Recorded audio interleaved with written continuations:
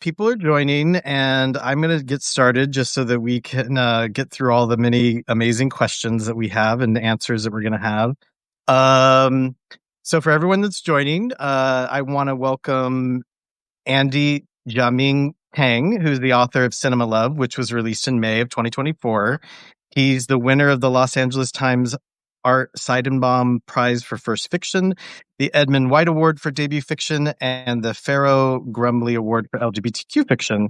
It was also a finalist for the Andrew Carnegie Mellon for Excellence in Fiction and the Lambda Literary Award for Gay Fiction, which was just announced. And I know, sorry you didn't win, but there was a lot of great competition. Yes. So thanks for joining me, Andy, for the latest QLP book club. Thanks for having me. I'm excited to be here. So just so you know, for our book club, we only look at novels and fiction since we already published quite a bit of memoir and personal essay. In particular, I'm always eager to talk to writers who have investigated various forms of love. And so Cinema Love definitely fit the bill. So I'm glad that you agreed to do this. And for people who haven't read the book yet, it is about many things, but the central focus is the gay men in rural China in Fuzhou and the women who marry them and how they eventually end up in the U.S. and in New York City, and in particular in Chinatown and Manhattan, but also the one in the boroughs. So I guess I just want to start with, this book feels personal, but not autobiographical. It feels heavily researched. And I just want to know, what inspired it? How did you decide I'm going to embark on this? It was also, did you start writing it in the pandemic?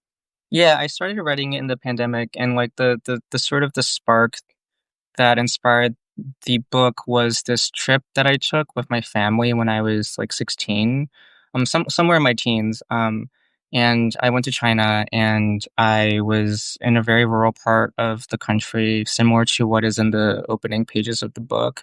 And I saw like an older family friend make a pass at another man. Um, so for some context, like this man is at the time he was around 60 years old. He's married to a woman. He has three kids. And he kind of had a feminine affect, but for the most part, like within the context of my family and the community that we came from, like he was just like your average married man. And so like when I saw him make the pass at the other man at the bus stop, and when I saw this combination of desire and fear in his eyes, right? Like it made me want to think about who are these gay men in these rural parts of the world, not just China, but I'm also thinking about rural Alabama, where I went to graduate school, who don't have the physical or the verbal language to communicate or express queer love or queer lust or romance. And so that was the moment of curiosity for me. And so for many, many years after that, I started to read a lot of um, both books and also scholarly essays about gay people in China. Um, it never just and I tried many times to try to write a story centered around those people, but it always failed because like I there was a ceiling to my curiosity, and there was Right. a ceiling to what I could imagine for those people. And then at a certain point, I started to think about that man's wife, and where she fit into the picture, and what her desires were, and her ambitions, whether or not she knew, and if she did, how did she manage to stay in this relationship for 30 years? And so, like, that's really the thing that allowed the book, which was just an idea, to become like a fulsome project during the Mhm. pandemic when I started writing. You mentioned rural Alabama. Where was it? Well, I was in Tuscaloosa, so, like, Yeah, it wasn't, like, actually rural, um, but, like, college there. town. What? College town. Yeah, it's a college town, so it's really not the same thing as, like, the sticks of China, but, like, I do remember, like, reading a lot about, like, those rural communities down there, and also, like, going to the gay bar there, and also, like, how completely different it was from the ones in New York City. Funny enough, I've been to that gay bar in Tuscaloosa because a I friend of mine got married in Alabama, and we went there the night before, and it was a amateur drag queen night, and we had like dollar beer, which is definitely very different than New York, Right. and got to see some queens in the deep south. So I know what you're talking about. Right, right. Um, Yeah. And it's one of those things where it's like I think that like initially when like my publisher was like especially my UK publisher, they were like, "Oh, like this is a story about forbidden love. It's a story about like this specific kind of love that can only happen in China." I always envision it as like this thing that could happen everywhere because of in rural spaces.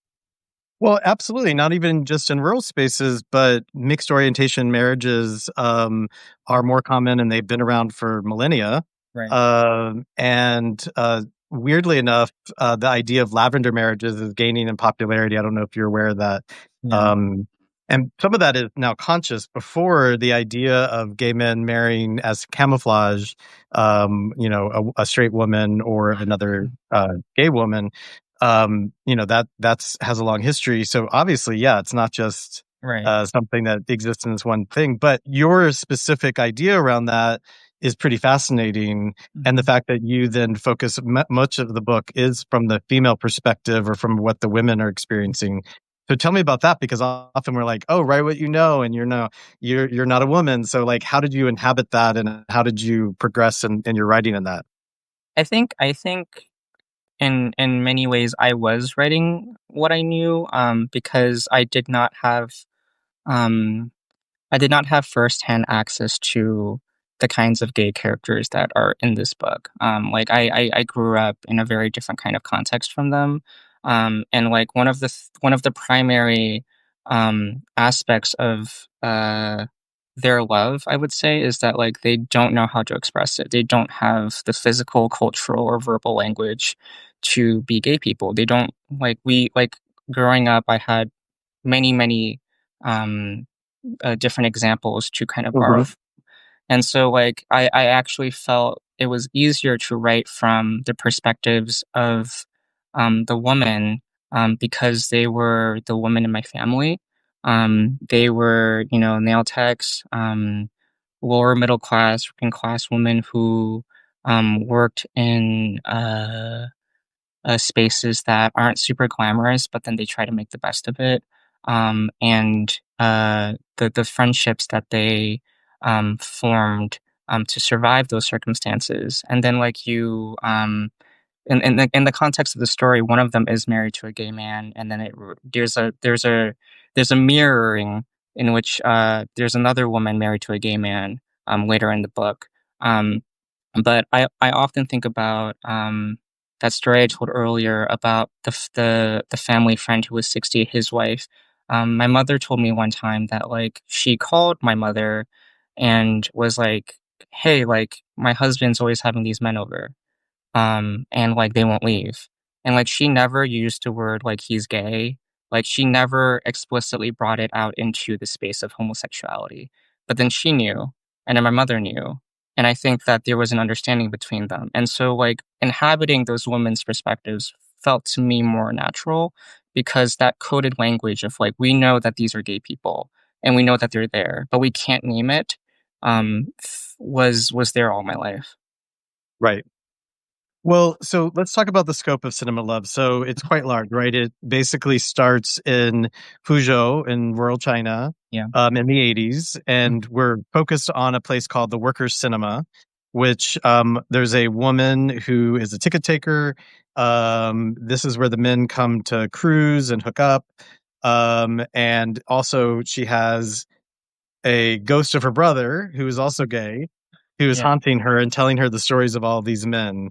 So first, and eventually we get to New York, and then we come all the way to a few years ago in the 21st century. So okay, that's a bit wild. You've probably never been to the Workers' Cinema. How did you imagine the space and capture the space?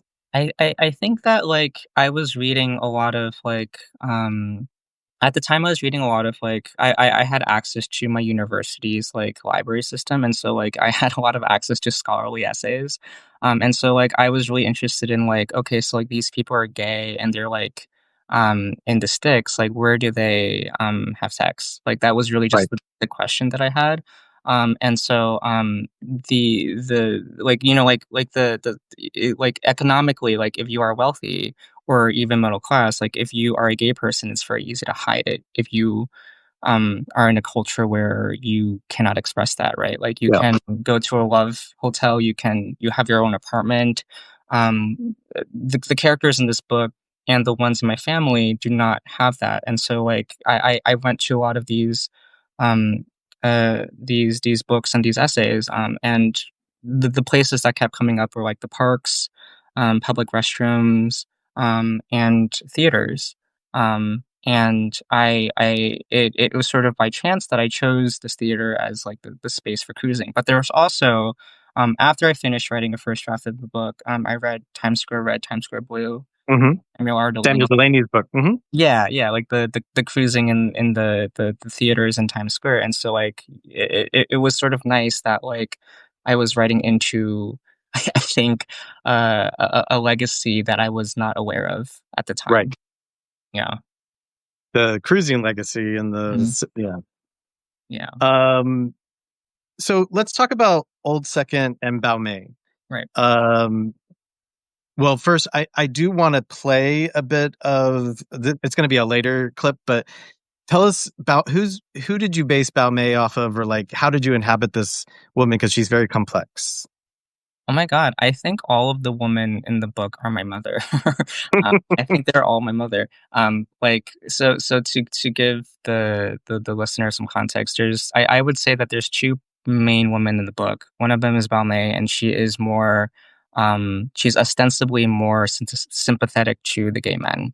Like Hmm. she's the ticket taker at the movie theater where they go to cruise, and she uh, uh does her hardest to protect their identities from being exposed.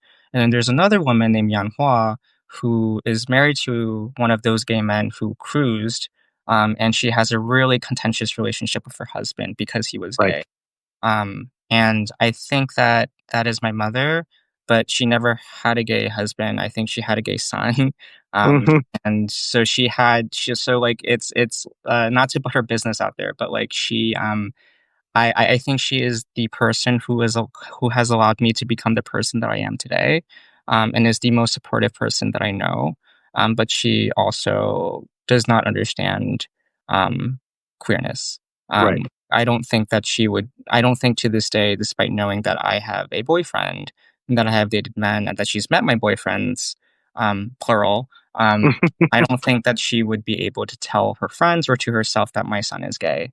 And so, like, there's this wonderful woman who in this book who is protective of the gay men. That is also my mother, but there's also one who hates them, at Yeah. least within one part of the book. And so, Yeah. yeah. And now I'm worried that I'm going to get the characters mixed up, but one of them also feels this tremendous guilt because she exposed what was happening and people died because of her confession or her knowledge of what was happening at the workers' cinema. Yeah, yeah. And By that's and which purely one is by that? what? And who is that? I'm trying to remember now who that was. See, the problem is I don't remember either because I wrote this book so long ago. I have not touched it. But I'm pretty sure it was Yan Hua Yeah, I think it was Yanwa. whose guilt about her hatred of her husband forces her to do this, but then she's guilty about doing it too. But then tell us about Hinbao, her ghost brother. Her ghost brother, yeah, like like I was at this. It was in this time period where like I think I was really interested in Chinese folk spirituality. I was curious about how both of my parents are um, ostensibly not religious, but they follow a system of belief where if you really like nailed it down, like there is an afterlife, right? Like like it's very it's almost um like let me give you an example. Like every single year on a certain date, if we are in China, we would have to go to this relative or that relative's gravesite to burn paper money, so that the ghosts could have money in the afterlife. And then but then if you were to speak to them and ask, they would say, "Oh, we don't believe in ghosts." And so that contradiction was really funny to me because it's like, then why are you doing this? Like, do you have a whole calendar that is not just on the wall, but is innate in you, where you have to do these things on these dates in order to um have a fulfilled spiritual life. And so there's this character in the book who decides to work in the theater because she believes that her dead brother inhabits it. Um, and yeah, it was more so an exploration of that spirituality. Mhm. Yeah. I'm familiar with what you're talking about. Um, Sorry, I'm getting this essay. Are you getting the essay? I don't think so. Okay, good. Yeah. Um, I grew up in Okinawa, Japan, and so Shinto Buddhism believes a similar thing. And they would have the paper money and fruits, and you would do this thing outside of the little, not a temple, but it's like a where the body is Right. or the. Right. So anyway, that was an interesting part of the backstory, I guess you could say, of the whole thing. Yeah. Um, so you have this interesting part where you talk about the worker cinema, and you really put it forth as like a place of defiance. It's like a subversive space, but it's also a place for betrayal, where married men, and I'm just going to quote the book, had to humiliate their wives to satisfy their desires. Hmm. Um, it's really poignant. I mean, it hurts, right? Because this is the thing about some of these mixed orientation marriages is that they may be protecting people, but they're also deeply wounding. Right. Right. So tell me about that, like accessing that. Yeah, I'm trying to think about a way to talk about this in an intelligent way. I think part of it reflects um my journey of understanding with regard to that relationship that I talked about earlier Yeah. on this live. I think that primarily my sympathies as a younger person were with the man who couldn't express himself as a gay man.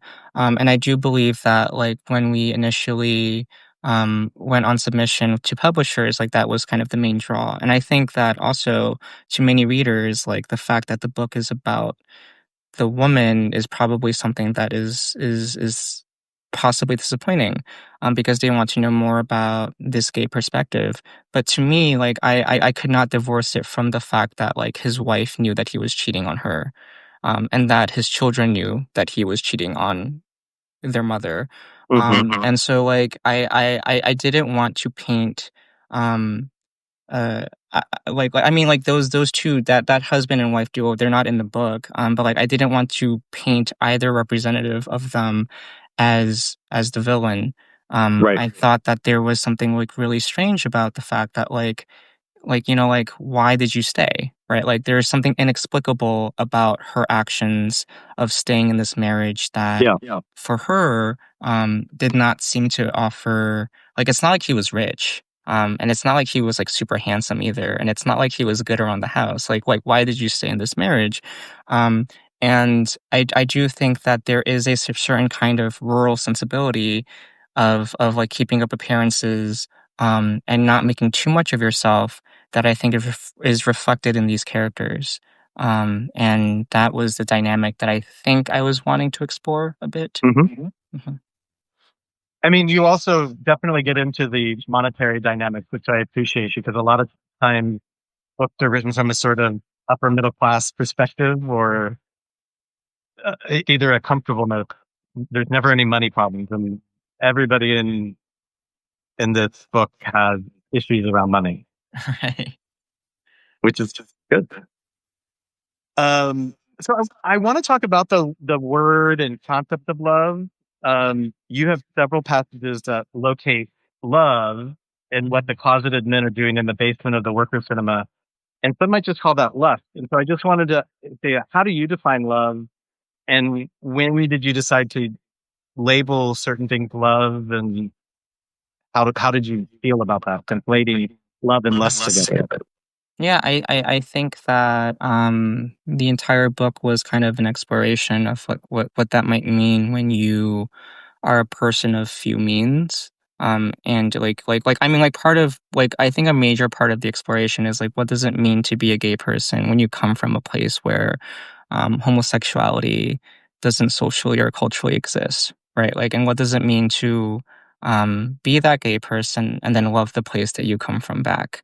Like, that is probably, like, to me, the most succinct uh, exploration of the first half of the book for me as a writer.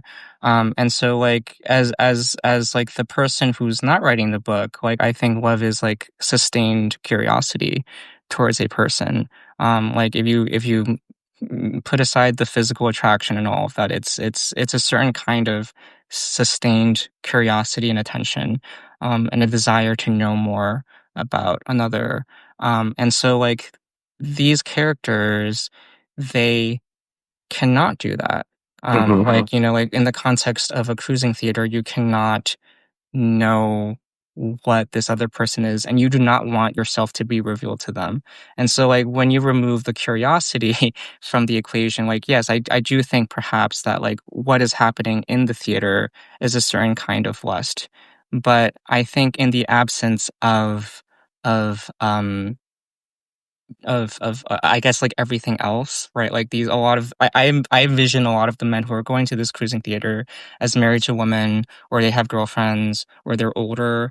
I think that, like, to them, they find a kind of camaraderie there that is private, perhaps even to themselves, but which feels close to love, I would hope. And so, like, that was sort of what I was exploring there. Hmm. Yeah. So this is an interesting segue. This takes place later in the book, but I'm gonna play a clip from the audiobook, which you said you haven't engaged with the book recently, so be prepared to hear the narrator Yeah. of your book. This is when May discovers that her husband is having sex with another man. Yeah. She took hold of the hut when 4A citizen entered. Before entering, he heard two voices on the veranda. He smelled the scent of bleach soap on a napkin and sensing it. Something she recognized but didn't receive. Desire. Desire. Starting at the key he pushed into the lock. When the door opened and she realized the two voices belonged to one person, and it was her husband speaking in two tones and for two people. The other a thin man pinned under his waist. She laughed, tangled with hot tears rolling down her tight red cheek. The sight was comical. Her husband's muscular body atop his lover's slender one, resembling an ant lifting a crumb. And the whole time his hand reached out for a form meant for food. And when the sight stopped being fun, when it transformed itself into the horror, pain lay in her bed for 20 days.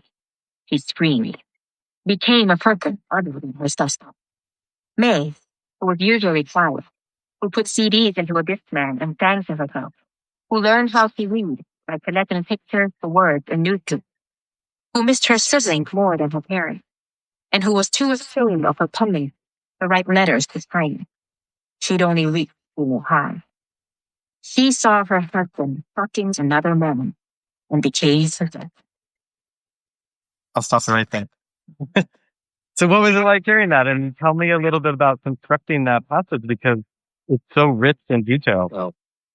Oh my God, I genuinely like this is gonna be difficult because I don't remember, you know, like, it's been so long. I think I wrote the book when I was like 22, 23, and now I'm like 28. I'm trying to think about like what I can reconstruct from I think primarily, like, so the situation is that there's a woman who comes home and then sees her husband having sex with another man, and then she's enraged, even though that ostensibly speaking, she probably knows he's gay. Right. And um, I do think that the reflection there is of a certain kind of attitude um, common in my family and probably in others as well, where like they're okay with a person being gay so long as it's not explicit and so long as it's not like out in the open. And so like for her, this woman, she's confronted not just by um her husband's infidelity, which throughout their marriage she has swept under the rug. She's also confronted by by the humiliation of him being gay, which I think in the community that she comes from would reflect on her. And so like I'm trying to like I think I was trying to construct um the anger my mother felt when I would reveal that I was, gay to people in the family, even though that the circumstances are very, very different. Because like the anger doesn't make sense. The anger is inexplicable. It is something that the person carries um, that should be attached to um, the thing that they're witnessing, but then it doesn't make sense. She knows that her husband's gay. She knows that this probably is going on, but then she's angry. And same with my mother. Well, if I may, I think you're also connecting it to something which is probably called revolving, right? Like people, even though they know what their straight son or daughter is doing sexually, they can somehow tune it out.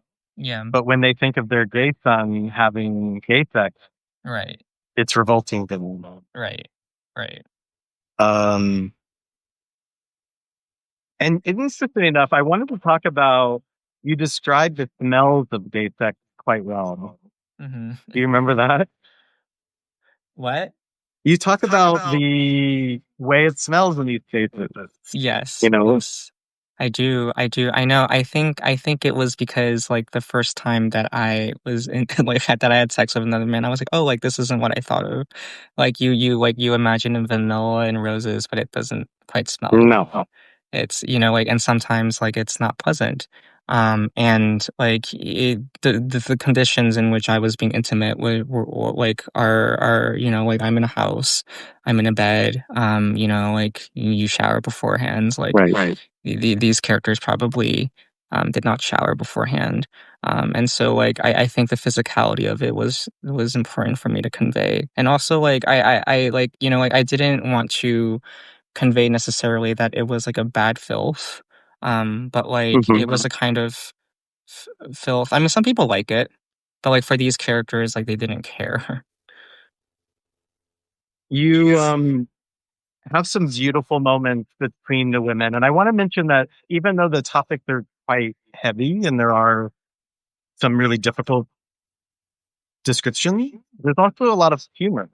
And you have the funny moments, rude moments, silly moments between these women, especially little Amy. Yeah.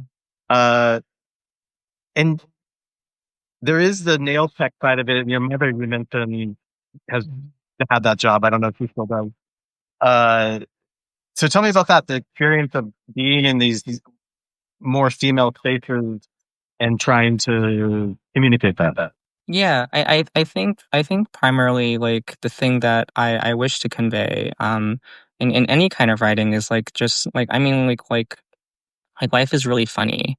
Like which is like not a very interesting thing to say, but like I do struggle sometimes with like very, very serious fiction that is about people on the margins and like the people are not funny.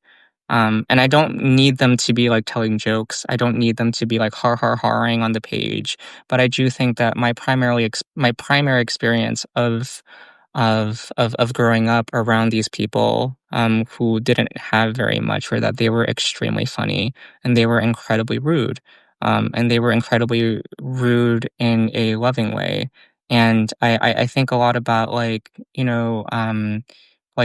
at a certain time in a certain time period, like drag queens were valorized for being rude and very, very funny, right? Like they didn't have to be like like spokespeople for um gay rights in a very serious way. And so like I think about the ways in which these women can convey lovingly what it means to be poor and ambitious while still being funny, because I do think that is the closest reflection to life that I have. I think everybody that I've met that is in my life is funny. It's really dreadful to be having a conversation with someone and you're like, "Oh, you're not funny," and so like it's just the most natural way for me to write. I think a lot of the humor comes from the dialogue, and I don't think that I was particularly trying to convey anything. That's just how the people in my family talk, and that's just how the people that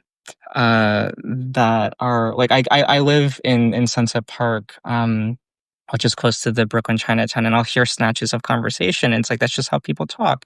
And my experiences with my mother, who's a nail tech, is that like she would often just tell me like the things that she and her girlfriends would talk about at work. And it's always like shit talk. And so like I wanted to bring that into this book that is ostensibly very, very heavy and about very, very heavy subjects. And you mentioned, or this is another quote I'm going to read, that these women, especially when they're in the garment factory, they refuse to love their husbands and instead choose to love each other. And so I think that that's also important, that the book Cinema Love is not just about romantic love, it's about friendship, it's about other types of love. Mhm. And I don't know, tell me why you wanted to explore that. Yeah, I don't know. I think once again it has a lot to do with how I grew up, and there's two other things. I think that this is a generalization, but like I think that sometimes like when it comes to um like gay fiction or gay media, like the foregrounding is often of like the male to male the same sex relationship. And I wanted to convey that, but also like the world that allows that to happen, the world beyond the same sex relationship. And so like my world was one in which uh the men in my family, they would go to work at Chinese restaurants like throughout um, the East Coast, which is reflected in the book. A lot of the male characters go to work in like Pennsylvania at Chinese restaurants. They go to work in Boston. Growing up, like it was my mother and my aunt and a bunch of other women of their age and of their status. Like they were the ones who raised us. And so like I thought about the fact that like like what does it mean to be in love with your husband when you see him once a week, or once a month? And when he returns, he's so tired and he smells of grease, and then he gives you the money, and then like the next morning he has to go again. Like like what is the world that exists?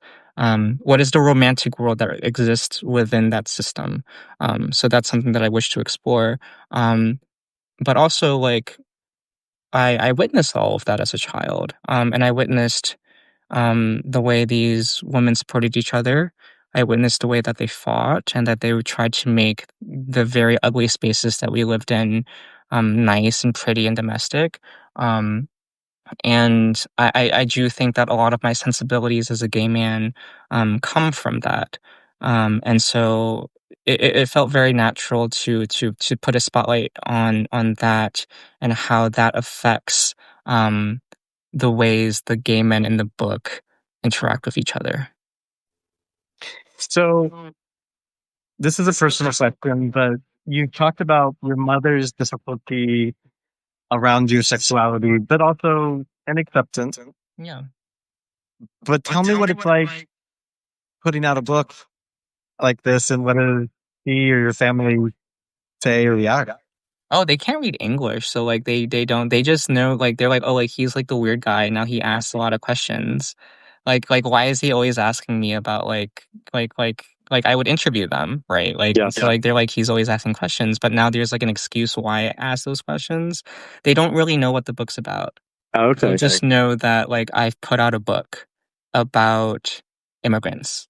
And my mother knows now more explicitly that it's about gay people, but like I don't think that it bothers her. I don't think that she uh like she's in a much better place with that. Mm. Yeah. I know it's been translated into several languages, but none, not Chinese. No, not Mandarin. Yeah. Yeah. Like I think I think for practical reasons it'd be very, very difficult for it to enter that market. Yeah. And you have news to share with us about the paperback edition in English. Yes, the paperback is gonna come out next year in June. So timed around Pride Month. And I don't think I have an exact date yet, because those always move around. But like watch out for June and the paperback edition of Cinema Love will come out. And obviously it's in audio and in ebook and everything. Yes. So I know you're tired of talking about the book, but I'm glad that you're still talking about it. And I know you're not going to tell us what you're working on now, but you're still writing, correct? Yes, I am still writing. Yeah, like I think it's not so much like every time like it's been like a year and 5 months since the book came out, and so like every time that I do an event now, I get very, very anxious because I genuinely do not know many of the events that occurred in the first book. Because it's been so long, and also like you like the it's a really strange journey. Like the book's journey is static. Like it at some point it ends. But then readers discover it, and then they discover it in the way that it's always going to be. But then you, the person who wrote it, are continuing to change, and your interests change.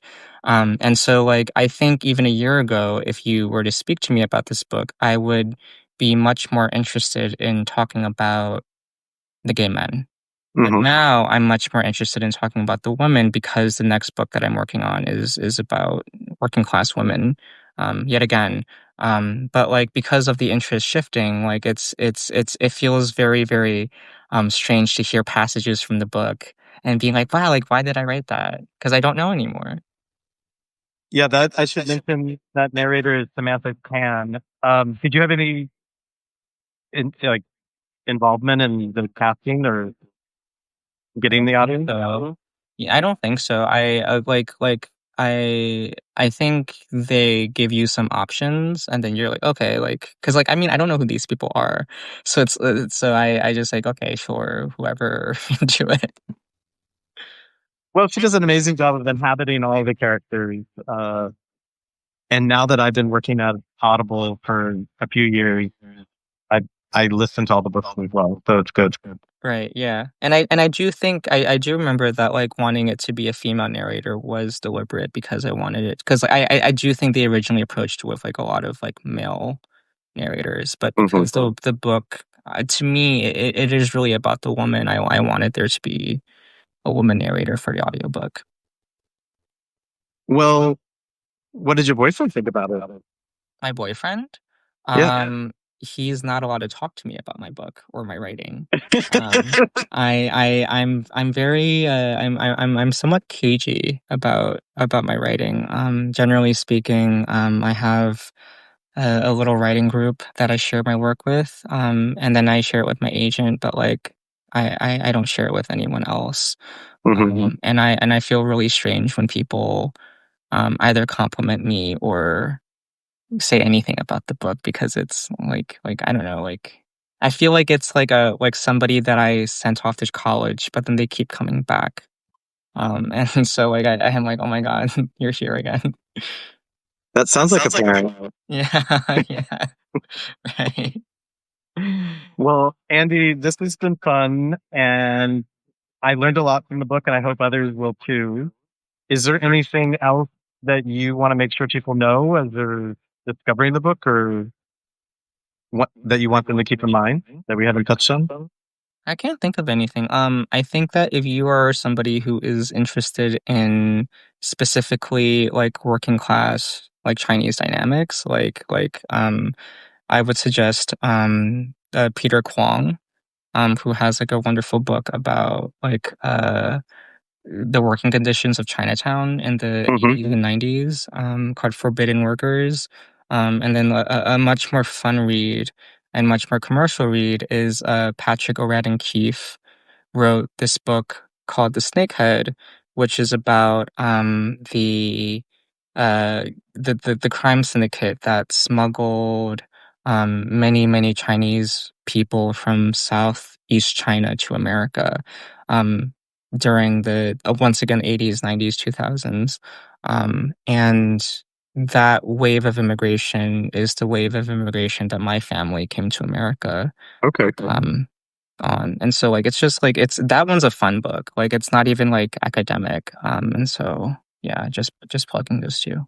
Yeah, people love his book Empire of Pain and with a lot of other.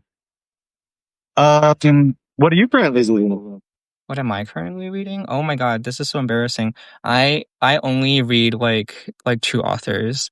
And they are Alice Munro and Elena Ferrante. And I'm rereading Elena Ferrante because I think like one of the things that kept being spoken about with the book that I'm talking about now is that it was really tender, and that the love in it was really tender, and which is not a bad thing. But like I'm really curious about Ferrante because the love in her books are furious. She is ostensibly a very like her narrators are very angry, and so I want to think about anger more deliberately. Yeah. Nice. All right. Well, again, thank you for joining us. And I look forward to seeing what's next. Oh, thank you. Thank you for having me. All right. Bye bye. Bye bye.